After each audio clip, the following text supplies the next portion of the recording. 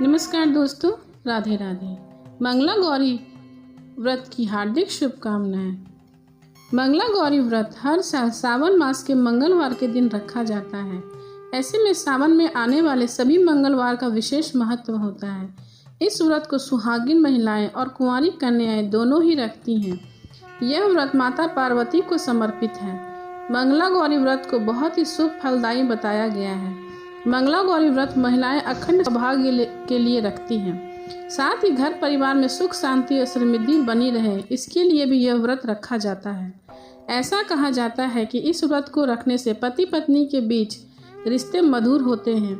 इसके अलावा संतान सुख की प्राप्ति के लिए भी यह व्रत किया जाता है। यदि किसी कन्या के विवाह में बाधाएं आ रही हैं, मांगलिक दोष है, तो वह भी इस व्रत को रख सकते हैं।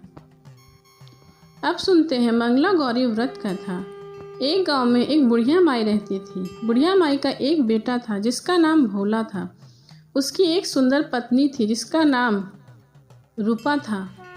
भोला अपनी माँ का बहुत ख्याल रखता था। बहू भी बहुत सीधी थी, लेकिन बुढ़िया माई दिन रात बहू से झगड़ा करती रहती थी। एक दिन बुढ़िया माई ने घर आकर बताया, बहू सुन, मैं शिव जी के मंदिर से आ रही हूँ।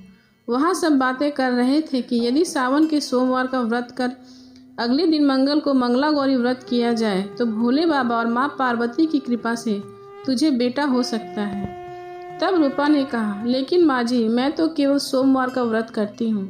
ठीक है, आप कह रही हैं तो मैं इस बार दोनों व्रत करूँगी। बुढ़िया माई केवल उसे परेशान और भूखा रखने के लिए यह सब कह रही थी। उसने आगे कहा कि अरे ऐसे व्रत करना है तो दोनों दिन कुएं से 7 घड़े पानी शिवलिंग पर चढ़ाना है। रूपा यह सुनकर परेशान हो जाती है। उसने कहा, माँ जी, मैंने तो यह सब करते किसी को नहीं देखा। यह सुनकर बुढ़िया माई को क्रोध आ गया। उसने कहा, क्या मैं झूठ बोल रही हूँ? यह केवल संतान प्राप्ति का उपाय है जो तुझे करना ही पड़ेगा। यह सुनकर रूपा चुप हो जाती है। कुछ दिन के बाद सावन शुरू हो जाता है। रूपा ने पहले सोमवार को सुबह पूजा पाठ कर व्रत किया और साथ ही 7 घड़े पानी कुएं से भरकर शिव जी पर चढ़ाया। कुआं मंदिर से काफ़ी दूर था, इसलिए उसे काफ़ी समय लग गया। यह सब करने में शाम को जब रूपा वापस आई तो देखा भोला बहुत गुस्से से घर के बाहर बैठा हुआ है। रूपा के पूछने पर उसने गुस्से में कहा, कहाँ चली गई थी इतनी देर से? इतनी देर लगती है क्या जल चढ़ाने में? घर में मेरी माँ भूखी बैठी और तू घूम घूम कर पूरा गांव देख रही है। यह कहकर भोला उसे मारने लगता है। रूपा मार खाकर बिना कुछ खाए पिए सो जाती है। अगले दिन उसकी सास ने कहा, आज बहू फिर तुझे जल चढ़ाना है। यह सुनकर रूपा ने कहा, माँ जी, कल से मैंने कुछ नहीं खाया है और इनकी मार से मेरा पूरा शरीर दुख रहा है। आज मैं कलश कैसे उठा पाऊंगी? यह सुनकर बुढ़िया ने कहा, कुछ भी कर, लेकिन यह तो तुझे करना ही पड़ेगा। रूपा पूजा करने चल दी। मंदिर में पूजा करने के बाद वह कुएं पर आई। बड़ी मुश्किल से उसने पहला कलश भरा और चल दी दूसरी, लेकिन कुछ ही दूर चलने पर वह गिर पड़ी और उसका मटका भी टूट गया। रूपा एक पेड़ के नीचे बैठकर रोने लगी। तभी वहाँ पे एक साध्वी आई और उसने कहा, बेटी, तुम क्यों रो रही हो? रूपा ने रोते हुए सारी बात बता दी। उसकी बात सुनकर साध्वी ने कहा, बेटी, तू एक काम कर, 1 लोटा जल का ले और उसमें से 7 बार थोड़ा थोड़ा शिवलिंग पर चढ़ा दे और घर जाकर अपनी सास से कहना, मैंने जल चढ़ा दिया। रूपा ने कहा, लेकिन यह तो झूठ होगा और मेरा मटका भी टूट गया है। तब साध्वी माता ने कहा, यह लो लोटा, इसमें जल भरकर चढ़ा दे और इसे घर ले जाना, लेकिन छिपा कर रख देना।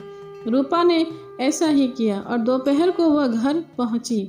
बुढ़िया माई के पूछने पर उसने वही सब कहा जो साधु माता ने कहा था और शाम को माँ मंगला की पूजा कर उपवास पूरा किया।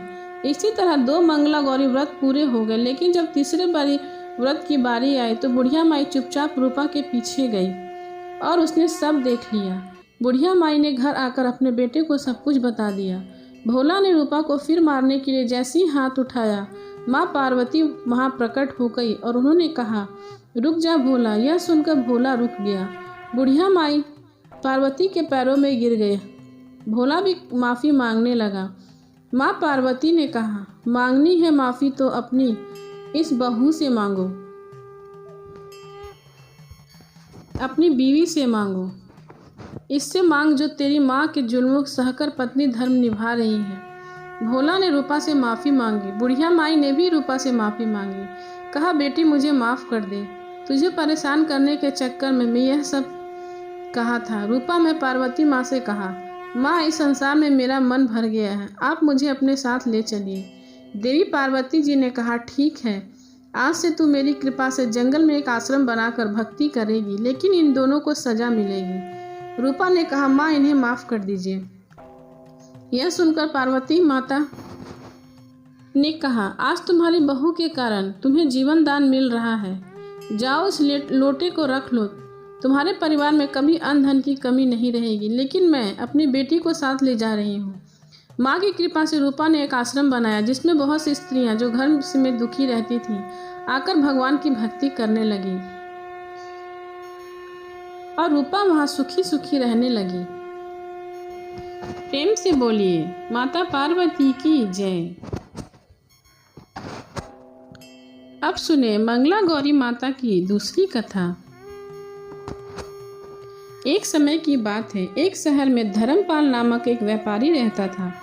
उसकी पत्नी काफ़ी खूबसूरत थी और उसके पास काफ़ी संपत्ति थी, लेकिन कोई संतान न होने के कारण वह दोनों बहुत दुखी रहते थे। ईश्वर की कृपा से उनको एक पुत्र की प्राप्ति हुई, लेकिन वह अल्प आयु था। उसे यह श्राप मिला था कि वह 16 वर्ष की आयु में सांप के काटने से उसकी मौत हो जाएगी। संयोग से उसकी शादी 16 वर्ष से पहले एक युवती से हो गई जिसकी माता मंगला गौरी का व्रत किया करती थी। परिणाम स्वरूप उसने अपनी पुत्री के लिए एक ऐसी सुखी जीवन का आशीर्वाद प्राप्त किया था जिसके कारण वह कभी विधवा नहीं हो सकती थी। इस वजह से धर्मपाल के पुत्र ने 100 साल की लंबी आयु प्राप्त की। इस कारण से सभी नवविवाहित महिलाएं इस पूजा को करती हैं तथा गौरी व्रत का पालन करती हैं तथा अपने लिए एक लंबी सुखी तथा स्थायी वैवाहिक जीवन की कामना करती हैं। जो महिला इस मंगला गौरी व्रत का पालन नहीं कर सकती उस महिला को श्री मंगला गौरी पूजा को तो कम से कम अवश्य कर लेना चाहिए। इस कथा को सुनने के पश्चात विवाहित महिला अपनी सास एवं ननद को 16 लड्डू देती हैं। इसके उपरांत वे यही प्रसाद ब्राह्मण को भी ग्रहण करती हैं। इसकी विधि को पूरा करने बाद व्रती 16 बाती वाले दीपक से देवी की आरती करती हैं। व्रत के दूसरे दिन बुधवार को देवी मंगला गौरी की प्रतिमा को नदी अथवा पोखर में विसर्जित किया जाता है। अंत में माँ गौरी के सामने हाथ जोड़कर अपने समस्त अपराधों के लिए पूजा में हुई गलतियों के लिए क्षमा मांगनी चाहिए। इस व्रत एवं पूजा के अनुष्ठान को परिवार की खुशी के लिए लगातार 5 वर्षों तक किया जाता है। प्रेम से बोलिए मंगला गौरी की जय।